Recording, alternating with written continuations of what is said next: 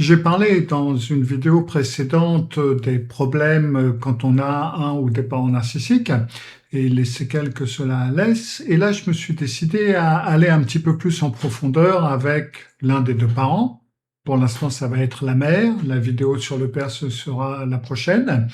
Et pour commencer, il va falloir faire un petit peu le portrait de la mère narcissique. Et on verra qu'il y a deux profils qui sont plus évidents que les autres. Alors, ça ne veut pas dire que les autres ne sont pas là, hein, les 7 différents profils dont j'ai déjà parlé, mais il va y avoir deux profils de mère narcissique qui vont revenir régulièrement dans les données et ils opèrent différemment. Comment ils opèrent et que faire, c'est ce que nous allons voir dans cet épisode du Psy chez vous. Bienvenue. Cyril Malka, le Psy chez vous. Cyril Malka, le Psy chez vous. Alors d'abord, et pour commencer, pour ceux qui ne me connaissent pas ou qui ne me connaissent pas encore, mon nom est Cyril Malka, je suis psychologue cognitif et comportemental. Vous pouvez en savoir plus sur moi en allant faire une balade sur ma page principale, malka.fr.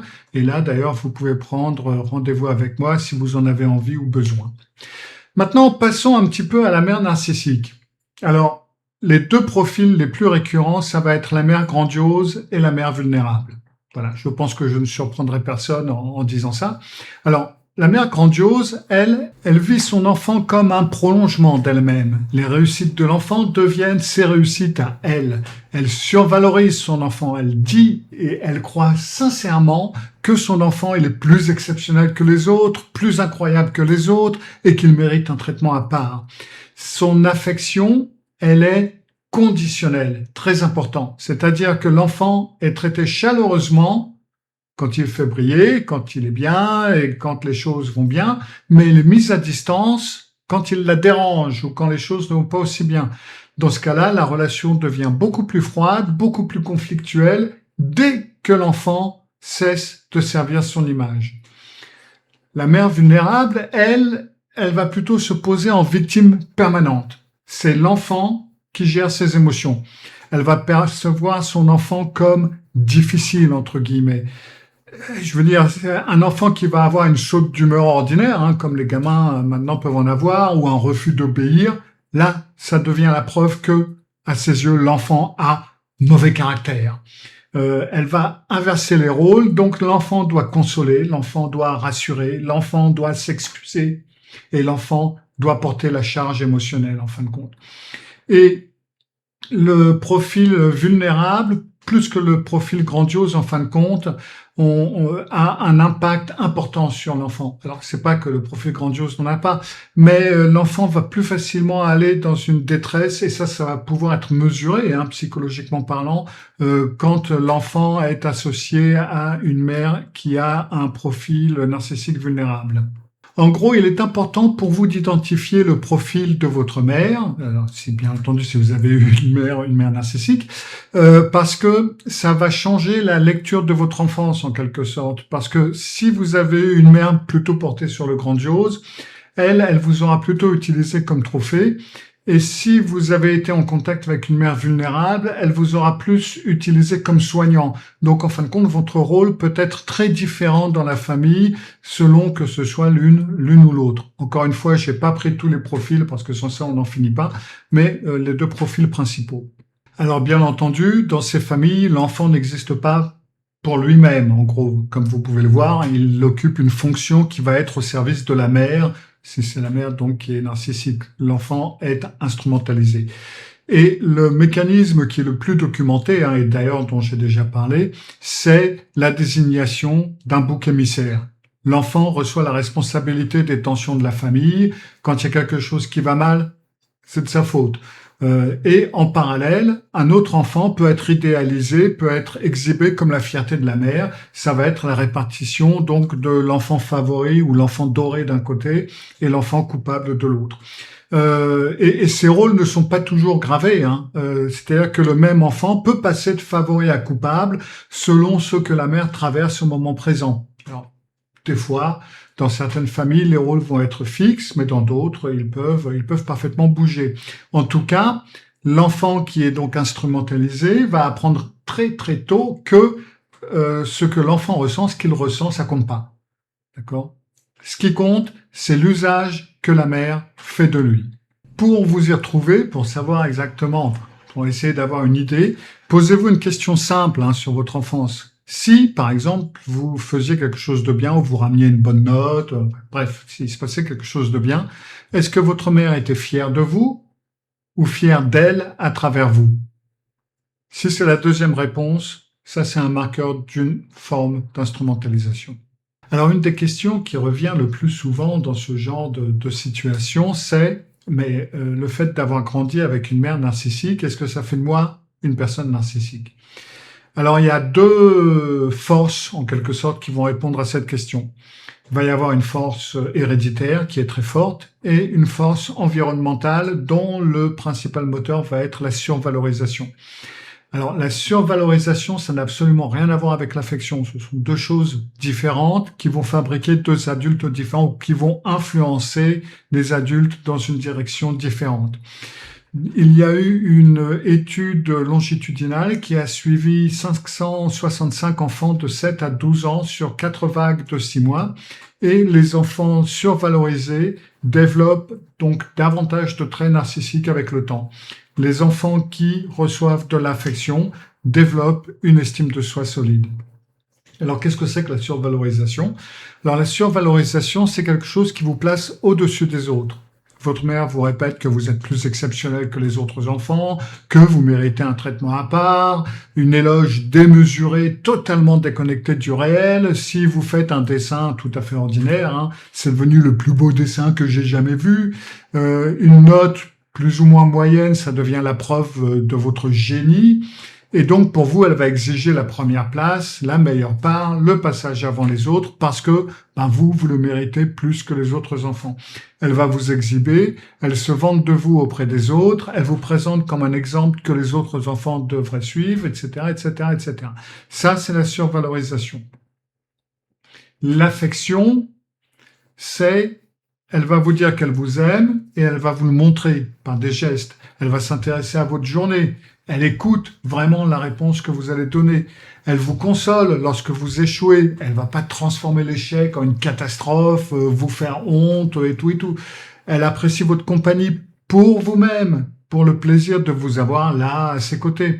Elle va féliciter l'effort réel que vous avez fait à la hauteur de ce que vous avez fait sans le gonfler et sans le minimiser.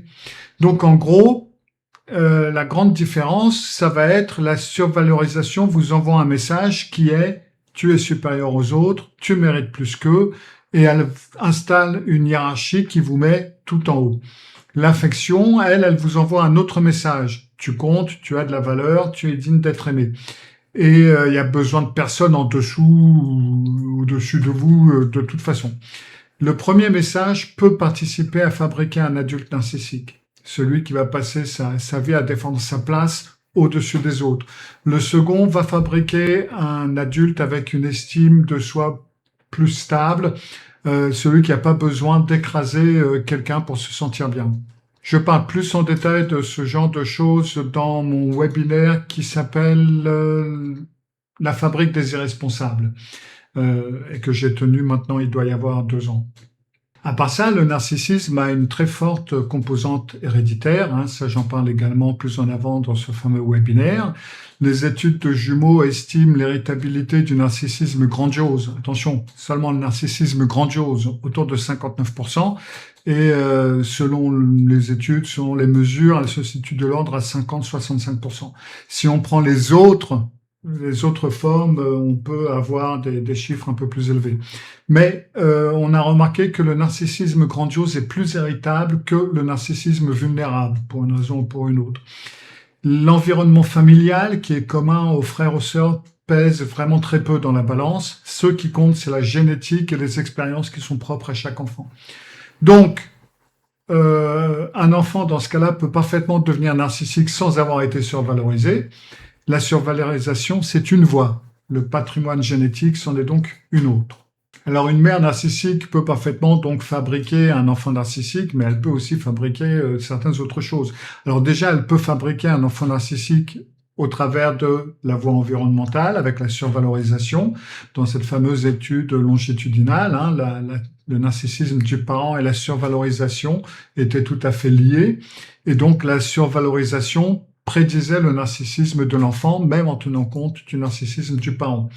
À la voie génétique, donc, alors, encore une fois, comment je sais que l'enfant survalorisé, en fin de compte, n'était pas génétiquement narcissique? Ça, on ne sait pas, hein. Donc là, c'est déjà plus compliqué. Mais on suppose que ça peut avoir une influence. Et donc la voie génétique, hein, c'est la disposition héritée. Un enfant peut développer des traits narcissiques sans avoir été survalorisé, hein, en étant tout simplement génétiquement prédisposé. Et dans la même fratrie, donc ça peut donner des trajectoires très différentes. Vous allez avoir l'enfant survalorisé qui va accumuler la voie environnementale. Vous allez avoir donc l'enfant héréditaire, hein, qui va suivre. Vous avez l'enfant rabaissé, l'enfant négligé, qui peut développer des traits narcissiques par la voie génétique ou basculer vers une estime de soi très mauvaise, très basse, sur laquelle il va falloir travailler le plus souvent avec l'aide de la thérapie. Alors maintenant, si vous repensez à votre mère, vous pouvez vous poser la question, est-ce qu'elle vous a donné le sentiment d'être aimé ou le sentiment d'être supérieur, ou est-ce que vous deviez être supérieur? Alors donc dans ce cas-là, le sentiment de supériorité, c'est le terrain des traits narcissiques. Est-ce que le manque d'affection ou la désignation comme coupable a été quelque chose auquel vous avez été habitué? Et là, dans ce cas-là, on est dans le terrain du doute de soi, de la basse estime, etc. Et puis donc, gardez en tête la part génétique, hein. Votre profil adulte n'est pas seulement le produit de la façon dont votre mère vous a traité. Si vous ne tirez pas les traits génétiques de votre mère, mais de votre père ou du facteur, dans ce cas-là, il y a quand même, enfin, votre mère n'est que pour la moitié des gènes, en gros. Donc, ça a peut-être absolument rien à voir. Après, régulièrement, lorsque je parle de relation avec une personne narcissique, on parle de rompre le lien, hein, du no contact avec la personne narcissique. Et avec une mère narcissique, c'est problématique. C'est plus problématique que les autres liens, en fin de compte. Se détacher d'une mère narcissique, ça résiste beaucoup plus, en quelque sorte, que se détacher d'un ex, d'un collègue, d'un ami, etc. La première raison à ça, c'est le tabou. D'accord ? C'est ta mère. Ça ferme la discussion. L'entourage va vous pousser à pardonner, à comprendre, à reprendre contact. Mais écoute, c'est ta mère, elle aime ses enfants, elle t'aime, tu peux pas lui faire ça, blablabla. Bla, bla.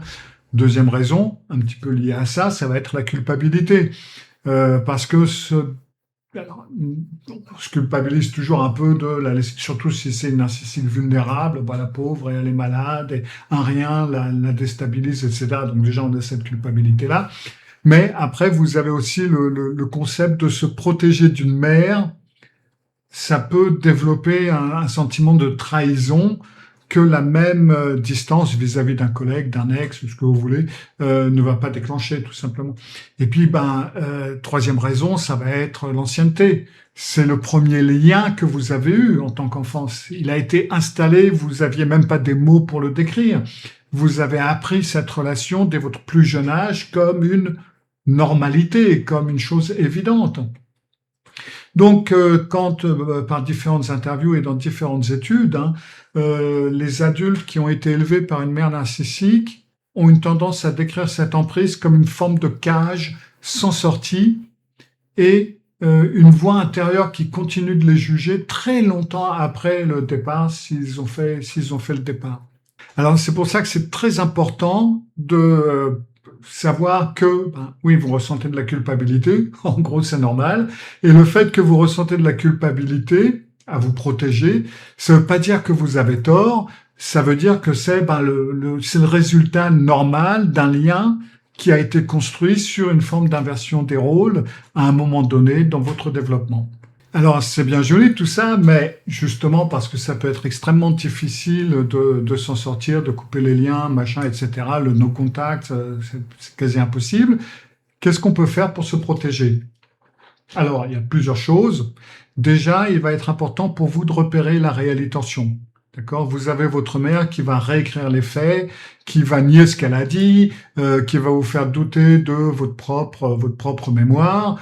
Elle vous promet quelque chose au téléphone et puis elle vous dit ah ben non moi j'ai jamais dit ça. Et après quelques épisodes vous vous dites mais qu'est-ce qui s'est passé? Je sais plus qui a raison.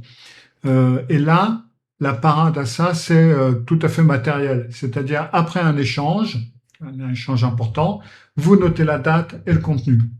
D'accord?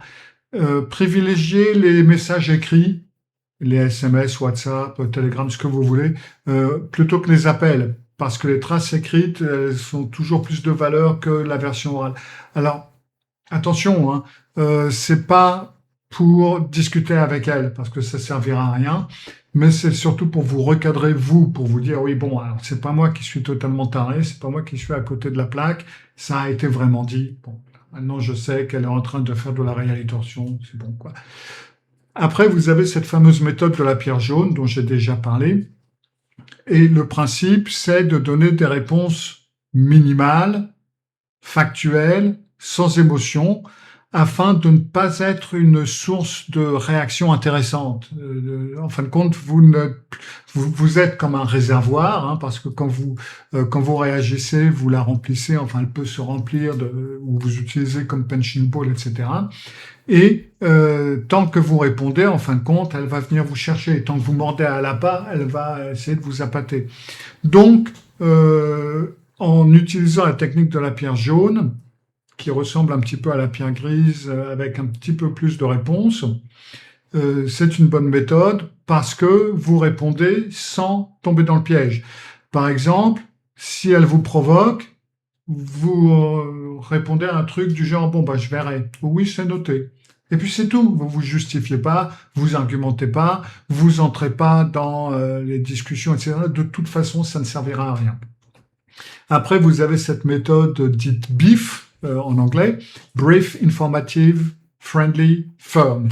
C'est-à-dire bref, informatif, aimable et ferme. Donc en français, ça serait BIAF. Ouais, bon, ok. C'est une méthode qui est utilisée pour les échanges écrits à haute probabilité de conflit. Par exemple, vous avez votre mère qui vous envoie un message qui est conçu pour vous faire réagir, pour vous faire vous justifier, ou parce qu'elle sait que vous risquez de contre-attaquer.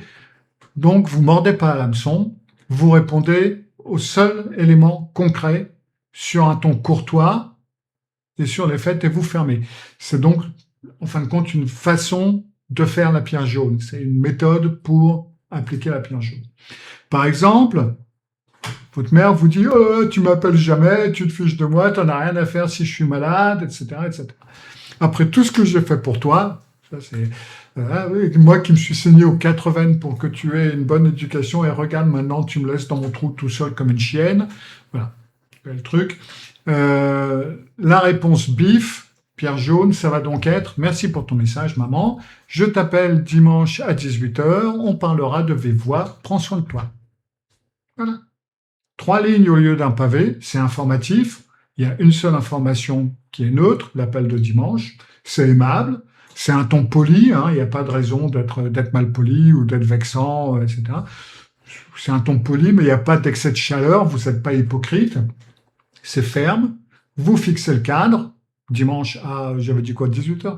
Donc dimanche à 18h, et vous répondez pas aux reproches, vous vous excusez pas, et vous vous justifiez pas. Il n'y a pas de prise, en fin de compte. Autre méthode est donc de poser une limite. C'est-à-dire que vous énoncez la limite une fois, sur les faits, sans vous justifier, et quand la limite, si la limite est franchie, mais oui, quand la limite sera franchie, vous appliquez la conséquence. Par exemple, vous lui dites, au téléphone, vous savez qu'elle a une tendance à vous gueuler dessus à un moment donné, donc au téléphone, vous lui dites une seule fois, que si elle élève la voix, je te préviens, si tu élèves la voix, j'aime pas que tu élèves la voix, si tu élèves la voix, je mets fin à l'appel. Et si elle élève la voix, vous raccrochez. Vous répétez pas la menace, vous ne négociez pas, vous n'avertissez pas encore une fois, elle n'est pas totalement conne, hein. Elle a un certain âge, elle est votre mère, donc elle est plus âgée que vous, c'est pas à vous de lui expliquer ce genre de choses, et elle n'a pas besoin que vous lui répétiez plusieurs fois, elle n'est pas débile. Et croyez-moi, elle sait parfaitement ce qu'elle fait. Donc, elle élève la voix, elle a été avertie, elle élève la voix, vous raccrochez. C'est tout. Et donc, vous avez le no contact, le contact limité, le contact zéro, le zéro contact. Ça reste une option parmi tant d'autres.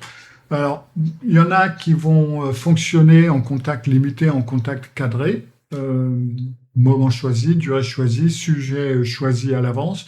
D'autres, non, il va falloir que ce soit zéro contact. Donc, dans ce cas-là, pourquoi pas. Mais toutes ces méthodes que je viens de vous dire, ça revient au même geste. Vous cessez de fournir de la matière.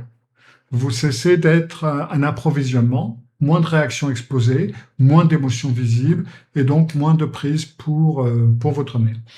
Très souvent, il se peut que vous ayez besoin d'un suivi thérapeutique avec un psy ou une psy qui connaît ce genre de problématique et qui peut vous soutenir pour vous aider à déculpabiliser, pour vous aider à surmonter certaines de ces situations parce que des fois les mots vont vous manquer et vous pouvez avoir besoin d'un professionnel.